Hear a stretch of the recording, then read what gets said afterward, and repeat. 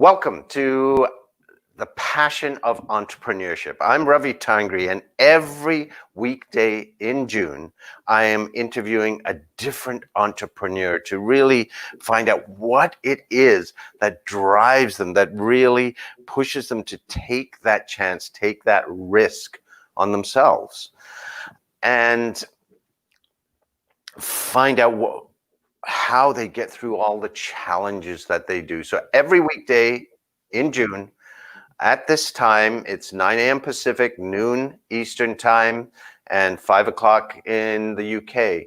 I'll be bringing you an amazing interview with an incredible entrepreneur, and it is my absolute pleasure today to bring you a dear friend, Dana Pharant, who is now a fellow speaker and coach, but she also built a 7-figure business before she even moved into this with her spa and such. And so I would say, Dana, you would qualify to be a serial entrepreneur. Would that fit?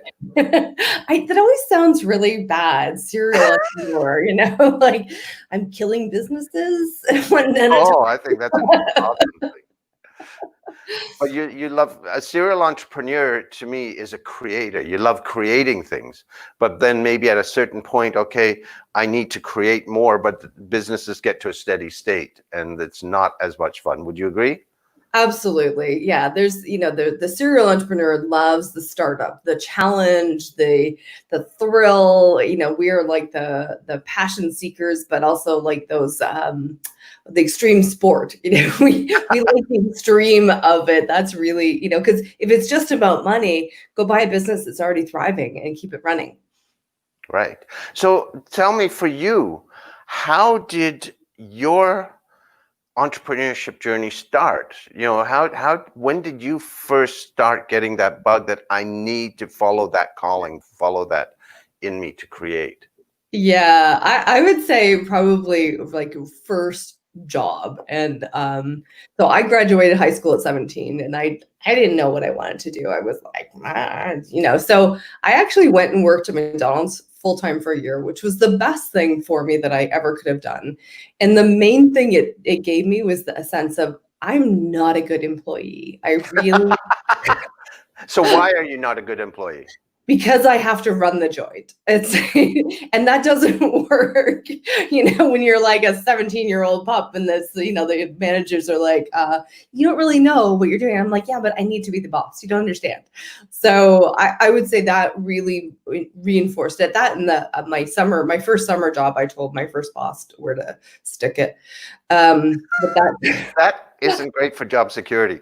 It's not. It's really not. So I really am a bad employee. I will work crazy hours for myself. I'm the worst boss because I am a slave driver. And then when I'm working for somebody else, I'm there at like 5 o'clock, waiting, punching out. I just don't have the drive to work for somebody else. So is it right after that McDonald's experience that you actually started the business?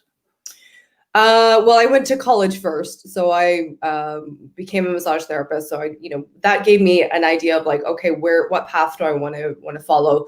While I was there, I actually went first of all for computer programming, of all things. It's kind of crazy.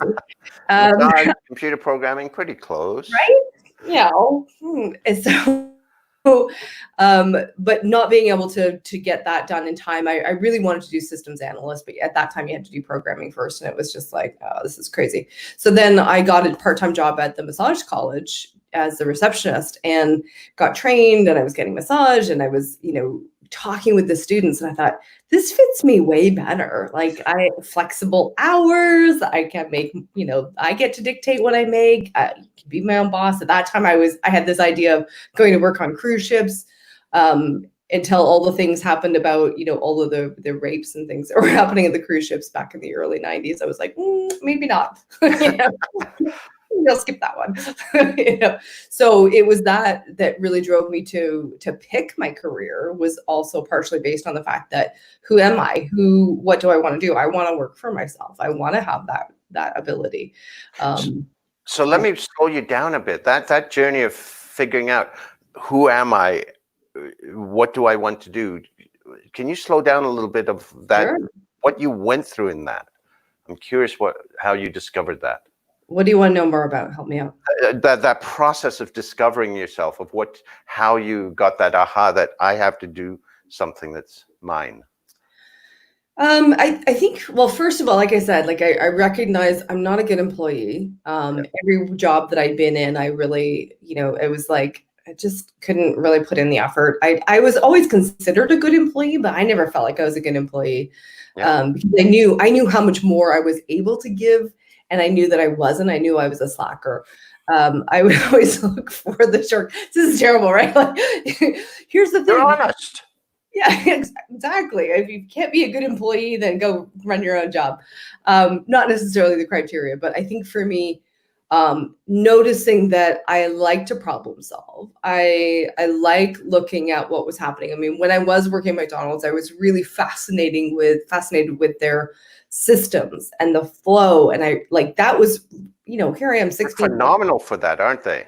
They are crazy phenomenal for this. So it was amazing training. Like, it really got my brain in gear to look at those pieces. And then, like I said, when I was evaluating the massage, the piece of being able to travel, go and work different places in the world was very appealing to me. I loved the idea of helping people. People had always told me that I have healing hands, that I have a natural gift with people. And, all through high school, I was the optional guidance counselor. If you didn't want to go to the guidance counselor, go and seek me out at lunch and we'd have a talk. And so you started seeing a gift that early. I did. I was always the one sought out. Everybody was, they'd come to me with all their problems. Mm-hmm. And then, by the end of lunch, they're like, oh, I feel better. I'm like, okay. I don't know what I did, but okay. So I really did see some of those gifts, and I saw how that was going to fit in with the massage aspect, because even though it's hands-on, I also could see very early on that there's a very strong component between the connection between the emotions and the body, and what's going on emotionally shows up physically. Right. Totally. Which was a big part of why I was so successful, was because I recognized that. Okay. But coming back to the decision making, I think it started ticking all the boxes, and so I went for it. I went and signed up for the course. So.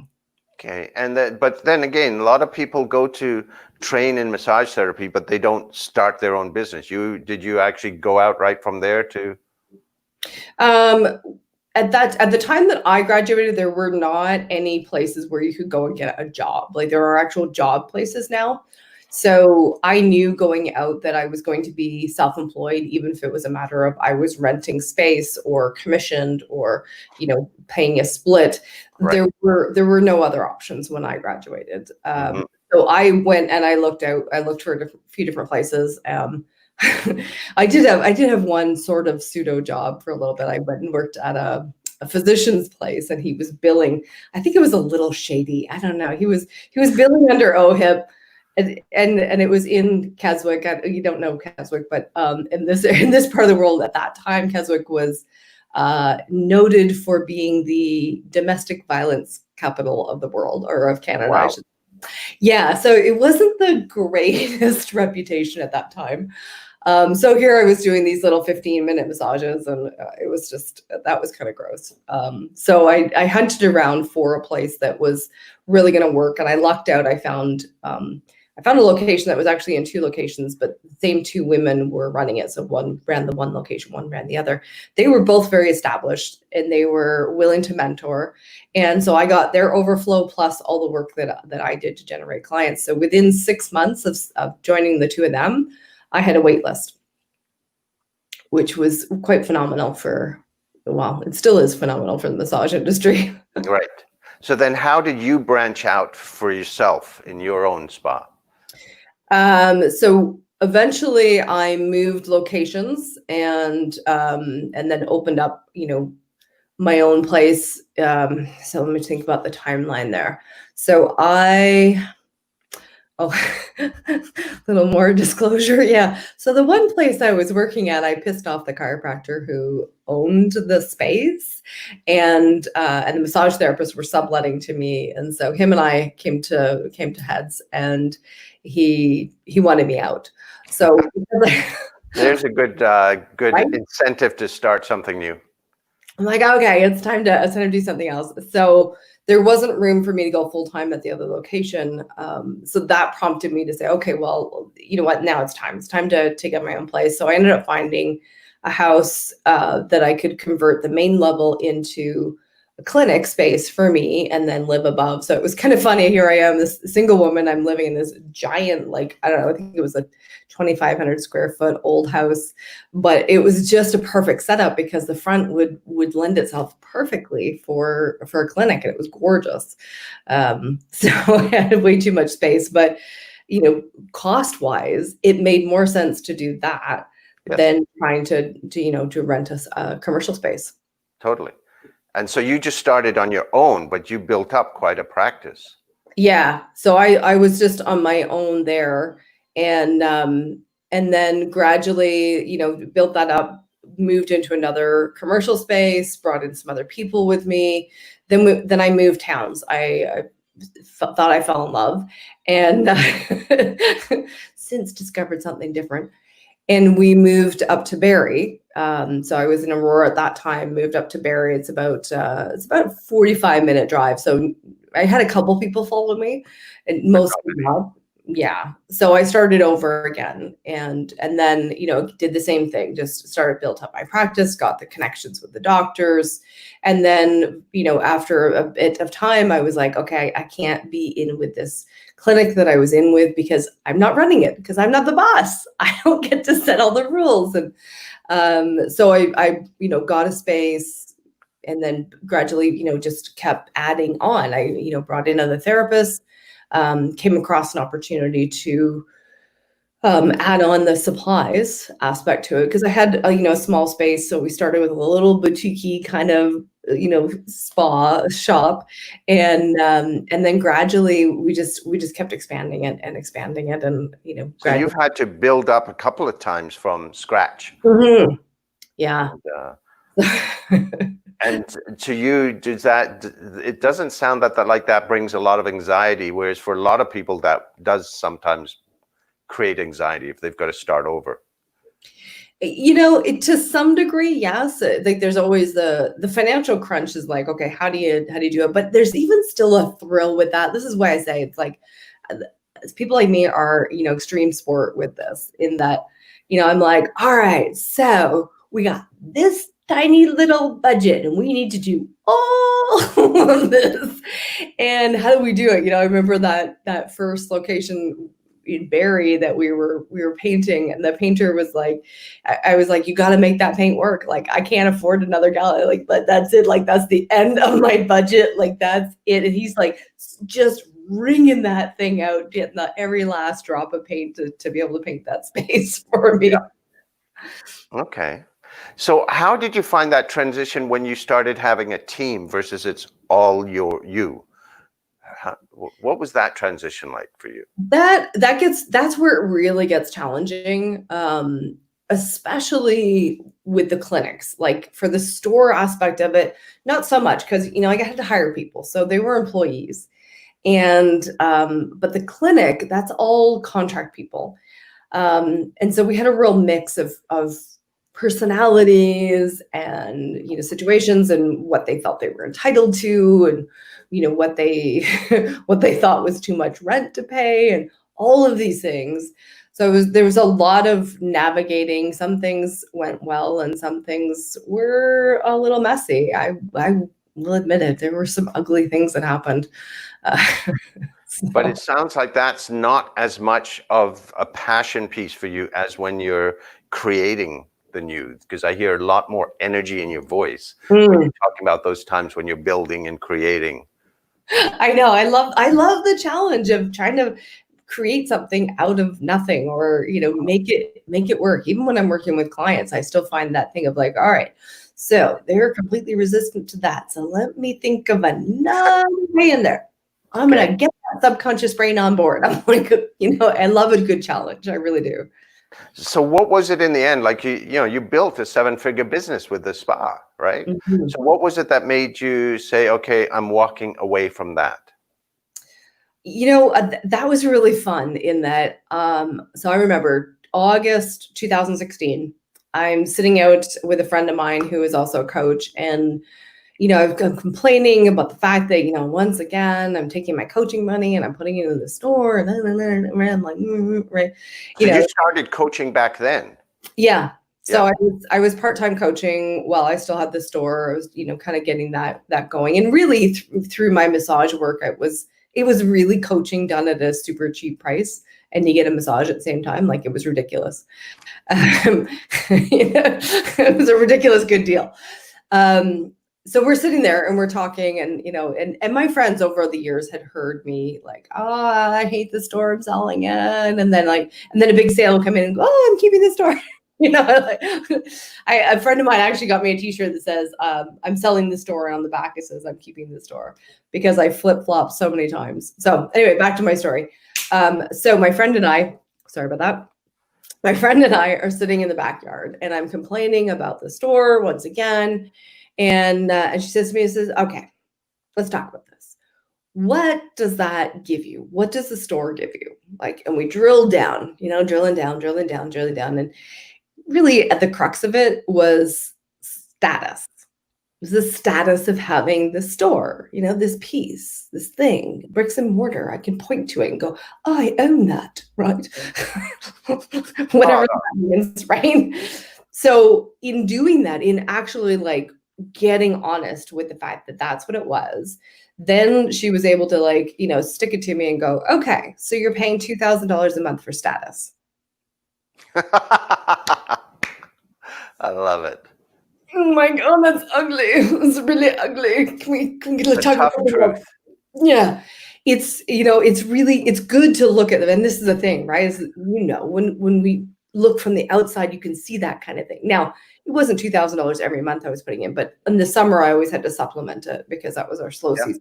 But it was effectively that. It was effectively that. I mean, that was what was keeping me. So we made a decision. Well, I made a decision in that moment that she made me pick a date, and I said, okay, January 1st, it's either sold or I close it, one or the other. And then I went and I listed it, and within, I think it was like 4 days, I had a buyer. Wow. Yeah, I actually had 4 lined up, but I had one that I picked, and we started hammering out a deal, negotiating, getting everything in place, and January 1st, she was the new owner. Wow. All right. So it was time. It was time. The universe aligned for me. So one thing that we should sort of clarify, because I know people that don't know you and don't know your story, in your bio, just in case they're wondering, because it talks about your time as Dominatrix, and that was a business too, correct? It was more personal than a business. I did enough pro work to know that I don't want to do that. It looked really good because the money looks really good, but it's a lot of work. Yeah. And there's a whole lot of the things with it. So but just for clarification, because you ran, you started out as a massage therapist and you created a spa, the Dominatrix had nothing to do with doing sex. No, it was not about sex. It is not about sex. It's about transformation. And it was completely separate from everything that I was doing in my businesses, in the massage and the massage store. So 2006 to 2012 was my time in that world, and it changed who I was. It changed how I showed up, and it changed what I brought to my business when I eventually realized that I needed to bring all of those skills into running the store. So what did it bring into your business? How did it change you? There's an interesting piece in that when you step into the dungeon, you can't fake it. This is not pretending. No one is going to submit to you if you're like, oh, I'm going to pretend to be dominant. Like, no, they can smell that. It's like dogs can smell fear. Submissives can smell if you're not serious. If you're not really going to hold it, it's not going to happen.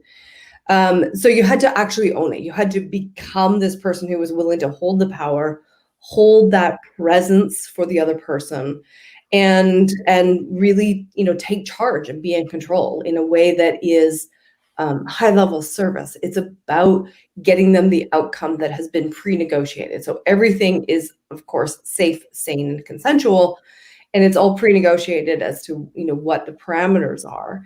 And then you have a rough idea of where you want the scene to go. So in doing that, in holding that space, in being that person, it changes who you are at a DNA level. And then that translating into my business, I say leadership is probably the biggest thing, because I'm willing to hold people accountable when I wasn't before. I'm willing to make people uncomfortable for the sake of the greater good of where we're going. And these are, really skills that every business owner needs. So what did other people say about you and what they saw change in you? What was the feedback you got from others in that time?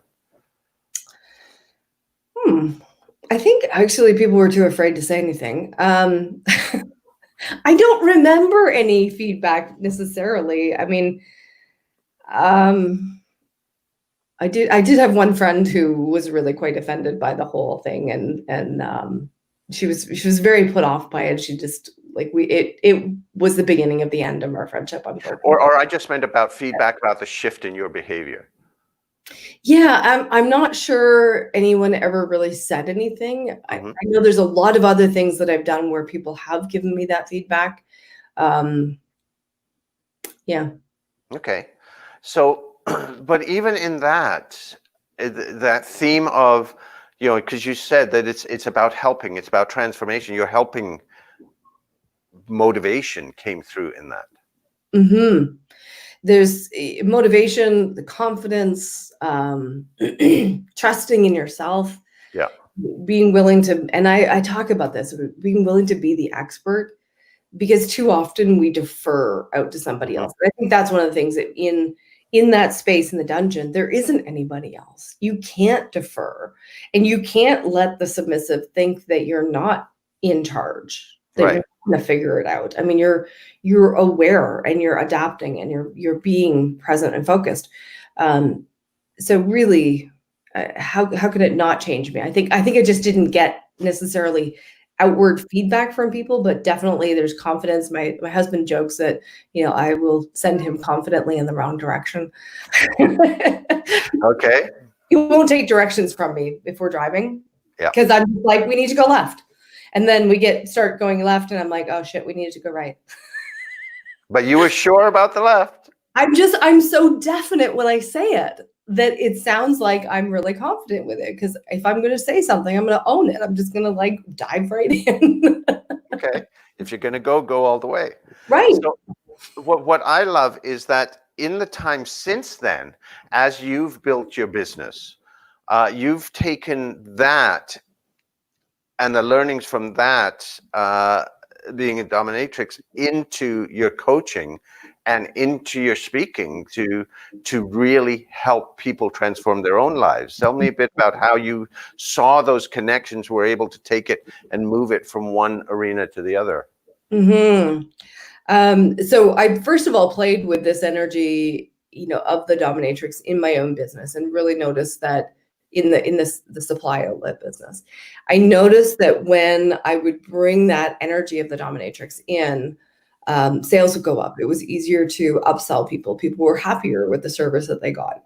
And if I let it slide, sales would drop. And yeah, it was clearly night and day. It was like light bulb on off. It really was. It was so dramatic. So that confidence, that assuredness, shifted the bottom line. Yeah. Well, I mean, you think about it in sales. So if somebody walks into the store and let's say they've come in for, a gallon of oil, and I get talking with them, I'm like, all right, what else is going on in your business? And then when I see a situation where it's like, you know what, hey, have you ever thought about this? And I'll show them another product. And because I'm excited and I'm confident about it, then they're like, oh yeah, let me bring that on board and start, selling it, or, start using that. And then they come back the next time, they're thanking me for that recommendation because it did work. I mean, I'm listening, I'm still using all the same tools of I'm listening for where can I help them. But because I present with that, I'm willing to stand behind it and really be confident in it, then they lean in and say yes, as opposed to, oh, let me think about it. So there's a couple of things I'm hearing there that are key, because a lot of times in that situation, when people are selling, they're selling, and part of the motivation is they're going to get that commission. Yeah. And it's more about them than about you. What you are saying is that underlying this is the helping them and that confidence in them, which is focused on them. Yeah. Which is what they read. Yeah, and that's where it translates from the dominatrix world, is that, although it looks like I'm the one in charge and deciding where things are going and how they're going, I'm always aware of what that person needs, what is going on with them, always aware. And so that same thing in all of our businesses, if you are always thinking about what is in the best interest of the client, your business can't help but do better. Okay, so what else have you found translates from that arena, from the dungeon into the business world? Ooh, I love the topic of negotiations. That's been my latest theme to be digging in on, because negotiating is a skill set for sure. It's, we negotiate prior to any kind of scene, and it's different. It's different from what a lot of people would think about negotiating, but it's again, it's that discussion. It's being able to pull out more information from them. Because of course you're in the dungeon world, you're talking about things that people are they want to explore, but they're really uncomfortable. And so you got to make them comfortable. You've got to get them on side. You've got to pull out all that information that you need in order to keep them safe. Now, negotiation also goes a little bit further than that, but I get a thrill out of negotiating and helping people to get more than they thought they were going to, or, really encouraging them to lean into something. Like I just have a woman right now, it's so much fun. So she is getting a refund for a program that was marked non-refundable, but because the program is not being delivered as is outlined in the contract, we have a loophole. And she was not going to ask for that money. And I got talking with her. She's like, oh, but it says non-refundable. And she's like, oh. And I'm like, no, here's what we're going to lean into. And I'm not giving legal advice. Let's get that clear. But I'm giving her advice on how to word the negotiation so that she gets the outcome that she wants. And so we're just waiting to hear back the final stage. So I think we're about a week and a half and she'll get her money, which is a huge chunk of money. Excellent. And that's things that changed because of the whole COVID situation, such as. Yeah, well, it's a situation where, because of COVID, they're not delivering. And once something is not delivered, it changes the terms of the contract. So as soon as the terms of the contract are changed, then all of the terms of the contract are open for being null and void. Now, again, that's like consult a lawyer to get actual legal advice. But in my studies, this is the piece that you can lean into. And there's a lot of situations, especially if you've paid something by credit card, it's actually quite easy to get a refund, and most people don't think about it, but there are steps that you need to take, and there are things that you need to avoid saying, otherwise you could screw yourself out of that refund. Okay. So I'm hearing some very clear themes coming through for you. The helping certainly is really important. Being focused on the person you're working with, the customer, the client, whoever. Mm-hmm. That comes through implicitly in everything that you're saying is what's best for them, which is going to get you what you need as well. Surprisingly, if you focus on that, right? Yes. And also, something that's been important to you is that the control, that you want to be running the show. Yes. Right. Now, you've been through having to start over a couple of times. Right now, with the situation that's going on, a lot of people have been shaken up. Businesses are disrupted. The way of doing business has gone poof. right? And there are probably a lot of entrepreneurs who are trying to figure out how to go forward. And that the challenge with the entrepreneur, as opposed to a job, is the buck stops with you. Yeah. Right. And ironically, that gives you more control, because if you've got a job, all that happens is one day you suddenly get an email saying it's done. Right. There's no control.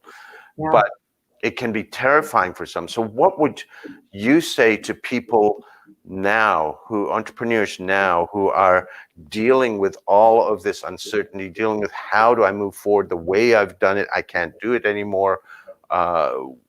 There's some government support perhaps, but it's not going to be forever for everything. So what would you suggest to people, or perhaps people you've already been working with in your coaching practice, about how to move forward in this uncertainty that to me also opens up potential? It's interesting. And I know you and I do similar work in that, being able to shift the inner mindset, the inner beliefs, that those core pieces. And when the reactions, when the emotions are taken out of the situation, you have a greater capacity to think. So, I always do this analogy that your brain is like a computer, the RAM in your computer. The higher your emotional state in the computer, the lower your cognitive processing. So when we bring the emotions down, we can bring the cognitive functioning up and be able to think creatively. And that's what we need. We need to be able to think creative. So we have to get out of our way. And I do find it's really helpful to be, getting other people on board with giving us that feedback, giving that, outside perspective of ideas. I love brainstorming with people. Again, my systems analyst brain is always in creative mode of how do we work around it? How do we take the skills and the strengths of what you currently have and move them into something new, or a new way to do it, or a new approach, or, constantly tweaking and adjusting with what's going on. Well, that's another theme too that came out, because you said that when it came time to finally let go of your business, you consulted with a friend who was honest with you, brutally so, perhaps. Right? It takes that, right? We need the real truth. Pussyfooting around it doesn't always work. Yeah, but that's exactly what you've said here about consulting others, reaching out. Whereas normally when people go into the fear in this, they tend to close in and push people away. So any thoughts about that in terms of how they can get past that response to be able to reach out? Because I think part of it is people don't want to say that they failed, and they feel they failed, even if it's not their doing, right? But how do they push past all of that? It's a bit of a loop, right? Because once you reach out, then it's a lot easier to have the help to push past these pieces. So, I mean, for me, I tend to work with people who have already achieved multiple six figures or above, and they've already experienced a little bit of that, so they can kind of lean on, where have I done that in the past? Where have I leaned in, even though it was uncomfortable, even though I was afraid, and it turned out well? And you can kind of pull on that memory. If you've never had that memory, maybe think of, when have you done that in your personal life? When have you leaned in, asked for help, and it worked? Because a lot of times what happens is we get thinking about all the times that we failed. And I don't like to look at failure as failure. Like there's no such thing as failure. It's learning. It's learning, and every single quote unquote failure has led me to something even better. So that to me is why there is no such thing as failure. They always turn out for the best, but we have to kind of sometimes remind ourselves of when that worked in the past, when that was true, and then we can lean in, because without that, we're not necessarily going to choose to lean into that discomfort. Okay. And you say you work with people that are six figures or above. You usually don't get there without having quote unquote failed. Oh, yeah. before, at least once. You're going to fail 50, 60, 100 times getting to your first six figures, if not more. Yeah. And then you're going to continue to fail. And that's, that's never going to stop. But shifting it around just to realizing that, oh, okay, what has that failure allowed me to do? What is the gift in it? Okay. That's wonderful. And this has just come to me. I hope you'll pardon me, but I think we feel okay. Right now, with what's happening starting in the States, but it's going worldwide, this focus on Black Lives Matter. But there's the urgency about the injustices with police and the biases there. There's also a deeper issue of racism and privilege. And one of the challenges, I think, people who are not of color just do not see the things that we do day after day after day, right? Yeah. And there needs to be communication, there needs to be understanding. Any thoughts from your perspective on how people can open to what's invisible to them, to be able to start, you can't know it, but you could at least empathize or understand to start to bridge the gap. Any thoughts on that?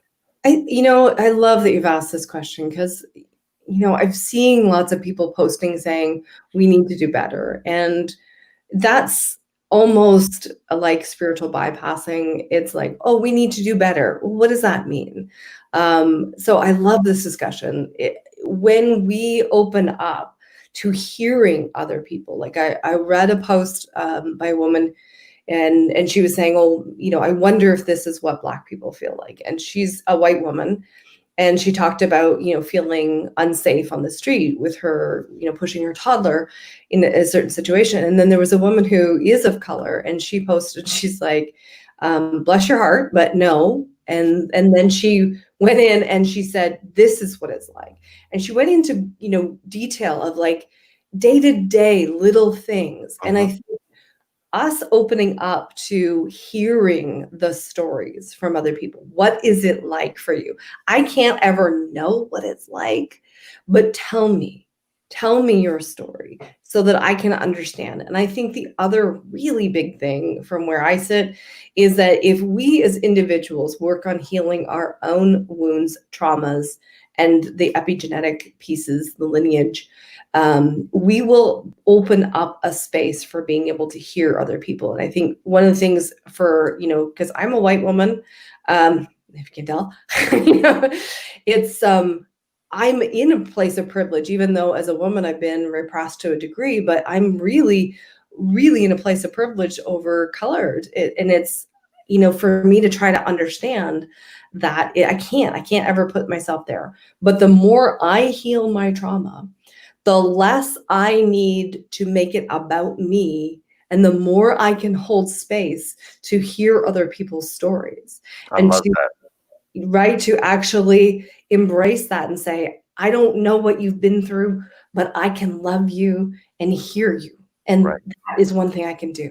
So instead of reacting to it because of your own stuff, you can truly, as you say, hold space and be present to really hear.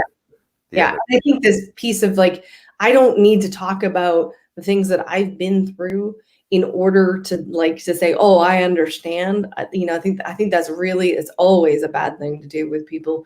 If we have healed our own trauma, we don't need to talk about it when we're holding space for other people. True. That's wonderful. Thank you, Dana. Thank you for asking that. It's a very timely question. Glad I did. Now, if people are looking to get in touch with you, I believe your website is the best place to find more about you and all the work that you do. Thank you. Yeah, danapharant.com. I'm the only Dana Pharant in the world so far, so I'm pretty easy to find through all the channels. That's wonderful. And we'll be continuing this tomorrow with Rhonda Scarf, who has built an amazing business in an area people said can't be done, not possible. You cannot be successful in that arena. So we're going to dive into what enabled that. And also, if you are an entrepreneur, What I'd like to get your help on is I'm doing over this week a study, a thought exchange on what do we need to get through this crisis and beyond. It's a very simple survey to answer that question. But the cool thing about thought exchange is that after you answer it, your answers are anonymously put into the pool of all the other answers. And then you get to see some of the other answers and rate them on how important they are to you. So in that way, we get to see for entrepreneurs across the board, what is most important to thrive at, to move forward. And I will put the link to that survey in the comments here. I would really appreciate it if you could take a few minutes and go and complete that, because that's there's going to be, I think, some amazing data coming out of that. And there's information there on how you can get the report for free as well if you complete that. So just check in the comments, you'll find the link. So thank you so much, Dana. It is always a pleasure. It's been too long. Yes, it has. We'll have to do a few more of these once I get past my June 1 a day. This has been an absolute delight. It's let me find out a lot more about you and your journey as well. Thank you so much, Ravi. You are such a gift. Thank you. And to all of you, thank you for tuning in. And we will see you tomorrow, same bat time, same bat channel. We'll see you then. Thanks. Bye-bye.